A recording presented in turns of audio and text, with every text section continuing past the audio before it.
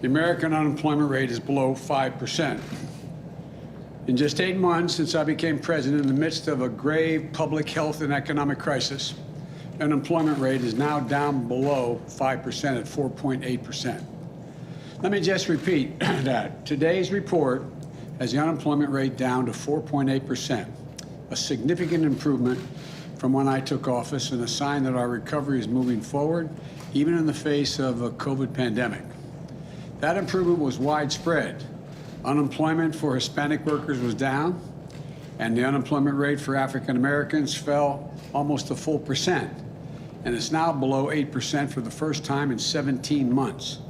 A drop of 496,000 in long-term unemployment is the second largest single-month drop since we started keeping records.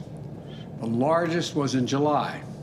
So in the past 3 months, we've seen a drop of 1.3 million long-term unemployed. That's the largest 3-month fall in long-term unemployment since we started keeping records in 1948. More to do, but great progress. And working Americans are seeing their paychecks go up as well. In September, we saw one of the largest increases in average wages paid to workers working Americans on record. Today's report comes one day after the Labor Department found in the third quarter of this year, the number of layoffs and job reductions was the lowest in this country since 1997. Overall, the unemployment report shows almost 200,000 jobs were created last month, over 300,000 in the private sector, and 26,000 in manufacturing, offset by some seasonal adjustments in education hiring. The monthly totals bounce around, but if you take a look at the trend, it's solid. On average, 600,000 new jobs created every month since I took office. And in 3 months before I got there, that was 1/10 what was being created. It's 60,000 as opposed to 600,000 jobs a month. In total, the job creation in the first 8 months of my administration is nearly 5 million jobs. Jobs up, wages up, unemployment down. That's progress. And it's a tribute to the hard work and resilience of the American people who are battling through this pandemic, working to keep their businesses afloat. Remember, today's report is based on a survey that was taken during the week of September the 13th. Not today, September the 13th, when COVID cases were averaging more than 150,000 per day. Since then, we've seen the daily cases fall by more than 1/3, and they're continuing to trend down. We're continuing to make progress. Right now, things in Washington, as you all know, are awfully noisy. Turn on the news, and every conversation is a confrontation. Every disagreement is a crisis. But when you take a step back and look at what's happening, we're actually making real progress. Maybe it doesn't seem fast enough. I'd like to see it faster, and we're going to make it faster. But maybe it doesn't appear dramatic enough. But I too'd like to, as I said, move it faster. We're making consistent, steady progress, though. And thanks to bipartisan agreements, we're making progress on funding the government and raising the debt limit, so people continue to get their Social Security checks, the military continues to get paid, and so much more. We're making real progress on COVID-19 as well. More than 186 million Americans are now fully vaccinated. More than 75% of eligible Americans have gotten at least one shot. And COVID cases are down 40% in the past month. Hospitalizations are down over 25%. In July, when I announced the first vaccination requirement, about 95 million eligible Americans still had not been vaccinated. Today, we reduced that from 95 to 67 million eligible Americans that haven't been vaccinated. That's still much too much. There's more work to do, including getting more people vaccinated. But we continue to make progress. And the American Rescue Plan, which we passed shortly after I was elected, we've made progress providing rent and mortgage relief to help keep roofs over people's heads. We provided checks in pockets and other benefits so families can put food on the table for their families. Hundreds of thousands of loans to help small businesses stay open and keep employees on a job getting paid. Today, towns and cities and states that were at risk of losing hundreds of thousands of jobs before because they didn't have the budget to pay, we helped make their payroll for them so they could keep teachers, police officers, firefighters, essential workers on the job, helping schools stay open with the equipment and resources needed to keep students and educators safe. And we finally gave a tax break, I've been looking at this for a long time, to families with children, which as I speak is providing monthly checks for more families for 60 million children. $300 per month for every child under the age of 7, $250 per month for every child under the age of 17.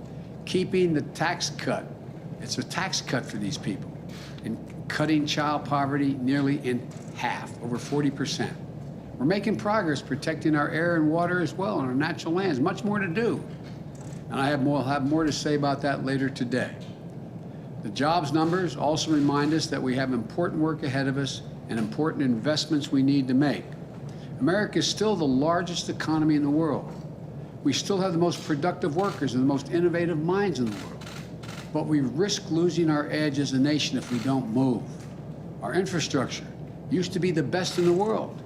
Today, according to the World Economic Forum, the United States of America ranks 13th in the world, 13th, on infrastructure, roads, bridges, ports, etc.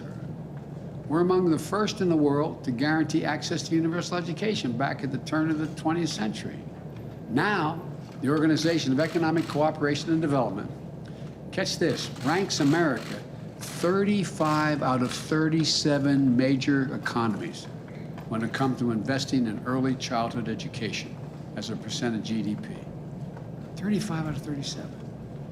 On all these investments that fuel a strong economy, we've taken our foot off the gas. And the world has taken notice, including our adversaries. And now they're closing the gap. Look, so it's essential that we have to regain the momentum we lost. As my wife says all the time, a professor she is, any country that out-educates us is going to out-compete us. The work of our time is to prepare ourselves to be competitive to win the fast-changing 21st century global economy. That's why I propose two critical pieces of legislation being debated here in Washington right now. One focus on the investments we need to make in the physical infrastructure of America, roads, bridges, ports, etc. The second focus on the investments we need to make in the American people to make us more competitive. I know this is my legislation, and I feel strongly about it, but the people who have the most at stake are the American people. So we need to stay focused on what these bills will mean to the people who are just looking for a little bit of breathing room, a fair chance to build a decent middle-class life, to succeed and thrive instead of just hanging on by their fingernails. We need to keep an eye on what's fundamentally at stake for our country. The ability to compete and win the race of the 21st century as we did the 20th century. A race that other countries are doing everything they can to win. In recent years, China has spent around 3 times as much on infrastructure, 3 times as much as a share of its economy than the United States has. Our infrastructure bill makes investments we need to rebuild the arteries of our economy, the roads, the highways, the bridges, the ports, the airports, the rails. And we're going to allow us to replace lead water pipes, which are poisoning our children and families. It's ridiculous. Build a modern energy grid that can withstand storms and carry renewable energy across America. Make high-speed internet affordable and available to everywhere in America.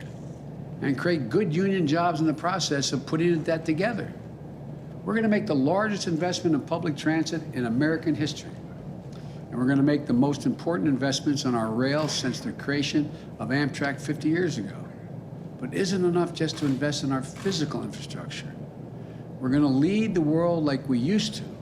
If we're going to do that, we also have to invest in our people. That's what my second bill does, the Build Back Better plan. That's what it does. Today, only about half of the 3- and 4-year-olds in America are enrolled in early childhood education.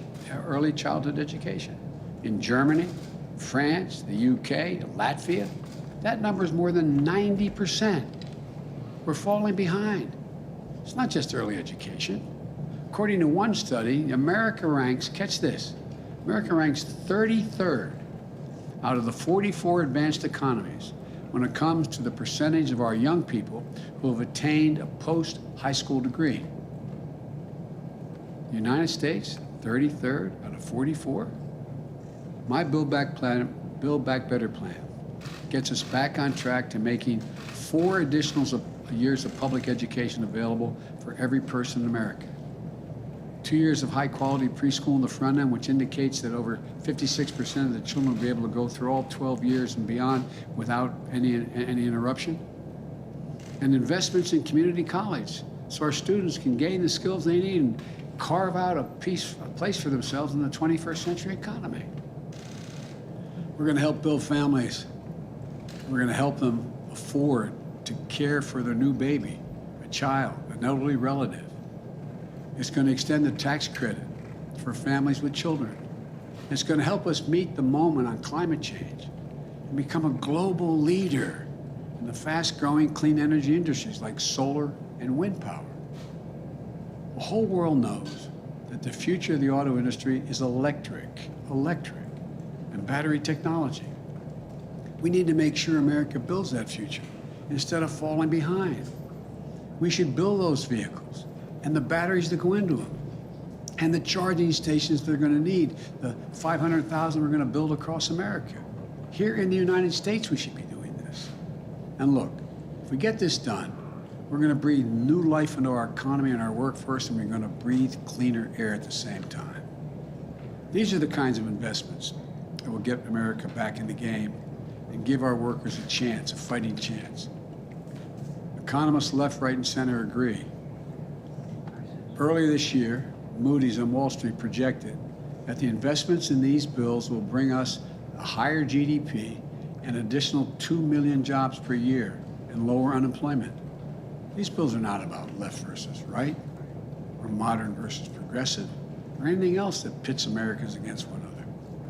These bills are about competitiveness versus complacency. Competitiveness versus complacency. Opportunity versus decay. They're about leading the world, or whether we're going to let the world pass us by. The American people understand what's at stake here. They understand that when workers and families have a better shot, America has a better shot. Given half a chance, the American people have never, ever let their country down. Today, we receive more evidence of the progress we're making. And I know we can make a lot more in the days ahead. I want to thank you, and God bless you all, and may God protect our troops. Thank you very much. What do you say to Americans who want them to go back to work, sir?